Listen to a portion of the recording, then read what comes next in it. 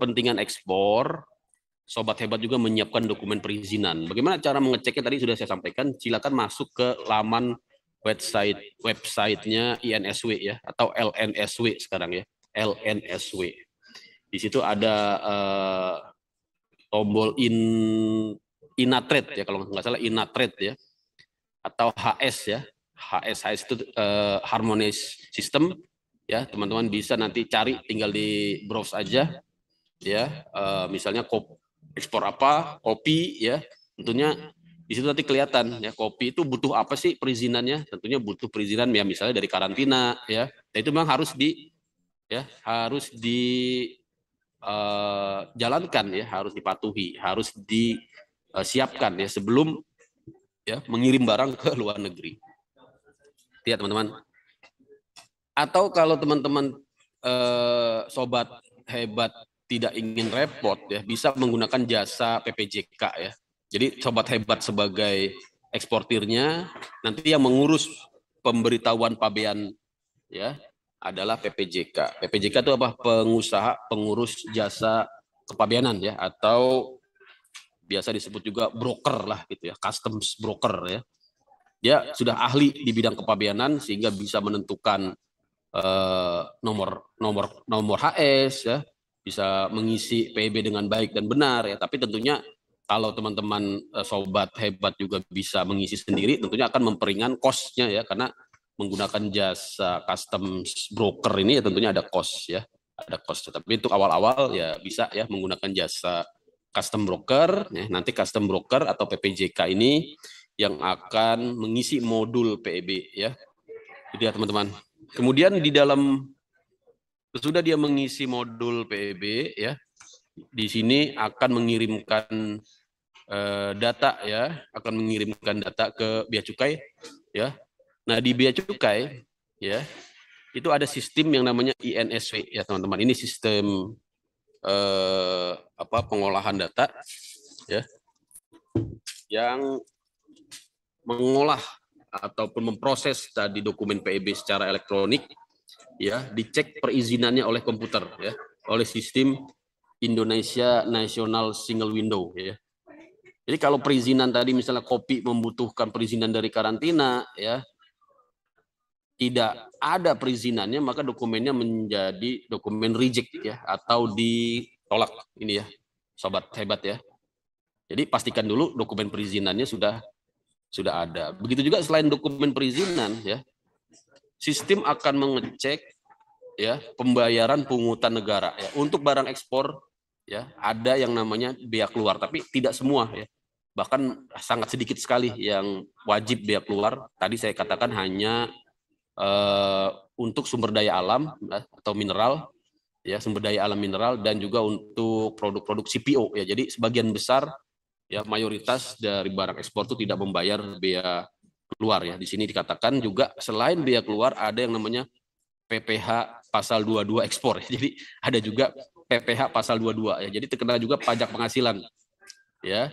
Di mana nanti teman-teman lihat, tentunya lihat di tadi ya, di lamannya INSW ya. Tapi nanti sistem pun akan mengecek ya. Kalau teman-teman salah misalnya ataupun belum melakukan pembayaran, nanti akan di-reject ya, akan di-reject oleh sistem ya. Gitu ya teman-teman ya. Jadi selain bea keluar ada juga PPh ekspor, tapi ini hanya terbatas pada barang berupa CPO dan juga produk mineral ya, produk mineral seperti biji besi, biji mangan ya, biji seng ya, ataupun tembaga ya, itu yang terkena bea keluar. Timah ya. Tapi kalau barang-barang komoditi yang biasa teman-teman UMKM ekspor, itu dapat saya pastikan itu tidak terkena bea keluar lah. Jadi ini khusus untuk yang eksportir yang besar saja saya kira ya. Tapi perlu diketahui juga, nanti siapa tahu teman-teman UMKM juga ya merambah ya, meningkatkan bisnisnya menjadi eksportir sawit ya, eksportir mineral batu bara ya. Itu terkena bea keluar ya teman-teman ya, sobat hebat. Jadi sesudah ini dicek oleh aplikasi ya, barulah di sini mulai ya, di nomor 3 ini ya, sesudah clear masalah perizinannya, sudah clear masalah pembayaran pungutan negaranya, Bea dan Cukai di sini juga melakukan penelitian oleh pejabat Bea dan Cukai, ya. Tapi penelitiannya ini sangat terbatas, ya, sangat limitatif.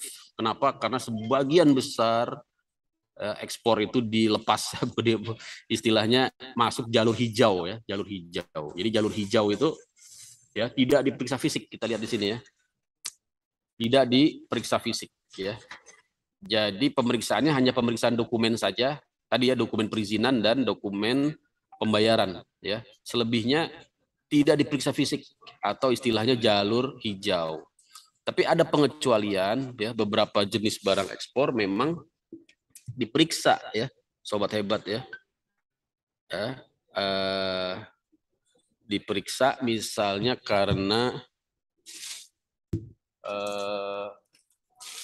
dia itu memiliki fasilitas di bidang ekspor, ya.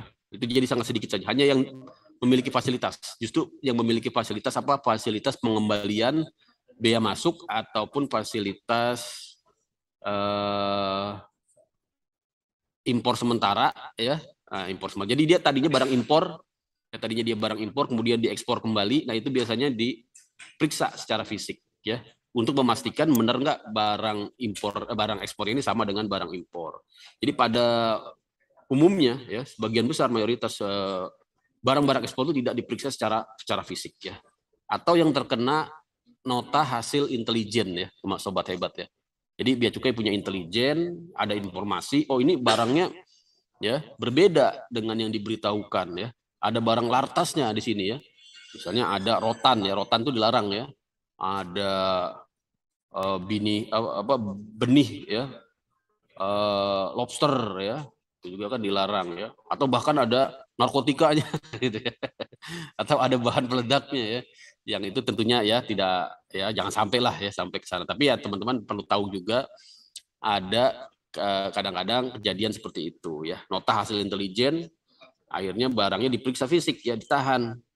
Tapi kalau tidak ada pemeriksaan fisik, ya, tadi barangnya terkena jalur hijau, langsung nanti produk akhirnya dikeluarkan yang namanya nota pelayanan ekspor, ya, yang menjamin bahwa memang sudah clear, ya, barang tersebut untuk bisa diekspor, barulah teman-teman bisa, ya, barang ekspor tersebut dimuat ke sarana pengangkut, misalnya ke kapal atau ke pesawat, ya.